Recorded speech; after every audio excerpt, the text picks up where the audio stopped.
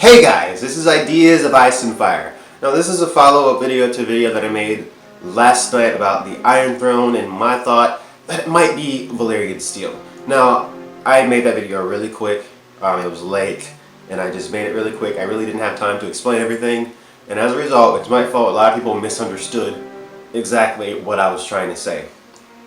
Now, what I was trying to say is not that the blades were just Valyrian blades just sitting around and that Aegon took them and put them into the chair. That's not what I was saying. I understand that Aegon took the swords of all the people that he conquered and then forged them into the throne and then built the throne.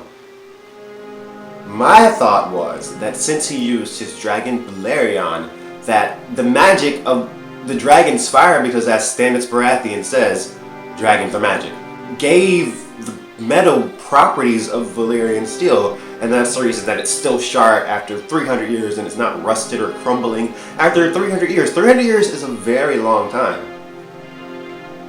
And I don't imagine that there were people going up to the throne and like polishing the blades or sharpening the blades. In fact, why would you sharpen the blades? I mean, people die on the throne, people get cut on the throne. If anything, you'd want it to go kind of dull, but they're not. They're still sharp. You can see it here. I couldn't find this picture online anywhere, but it's in the World of Ice and Fire, and it's actually Maegor Targaryen the First dead on the Iron Throne. He was impaled by one of the swords, and you can see he has a blade through his neck. The reason I think this is because we know that dragons have something to do with the formation or the making of Valyrian steel. It's called dragon steel, for Christ's sake. Does it really make sense for someone like Aegon, who, from what I know, is a practical man, to do something like this, take all these swords and use a dragon? Isn't that kind of like over the top? Using a giant, like this isn't just like any dragon. Like you see Daenerys' dragons, those are tiny.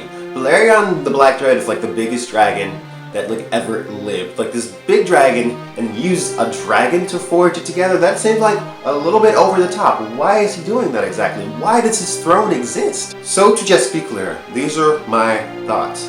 Aegon Targaryen came over to Westeros, he conquered, he took the blades of his defeated enemies, whether knowingly or unknowingly, he transformed these swords into Valyrian steel or to some kind of metal that had similar properties to Valyrian steel, using the fire of Balerion the Black Dread.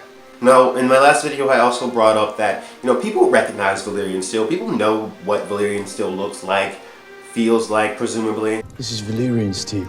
So that might be a hole in my whole idea about this, but like I said before, it's not really solid. It's just a thought that I'm having. I don't have that much evidence about it, but I think that I'm actually onto something. Like I said, the metal is black. The metal doesn't rust, and the metal stays sharp.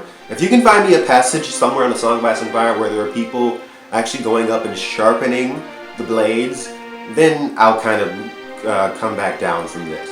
Because after 300 years, I don't care. Like, shit happens. Like, 300 years is a very, very long time. I mean, as someone pointed out, like in the Crypts of Winterfell, like those swords are like crumbling to dust. Now I know Winterfell is like the oldest castle in Westeros, so those swords have been there for like way, way longer, but still. Now I get that the Iron Throne is inside of a big ass fucking castle and that there are people and that it's the king's royal seat. But still, it's fucking huge. Now the Iron Throne in the TV show is like it's tall, but it's nothing compared to the way it's described in the book. It's like stories high. Like the throne room is huge, and the Iron Throne is like, it's got all like these steps that are going up to it, and it's got like, it's literally 1,000 blades. It's not just like this little chair that we see from Game of Thrones. That'd be a pain in the ass to clean. And especially to go around sharpening the blades, making sure they're sharp. The reason that I'm pointing out that they're so sharp is because people literally freaking die on the throne from being like impaled by swords and shit. Like, it's happened. Look at the World of Ice and Fire. No joke. I'm not saying that this is 100% solid. I'm just saying that this deserves some thought, and I think that people should look into it. Thank you guys for watching. Make sure you like for more Ideas of Ice and Fire.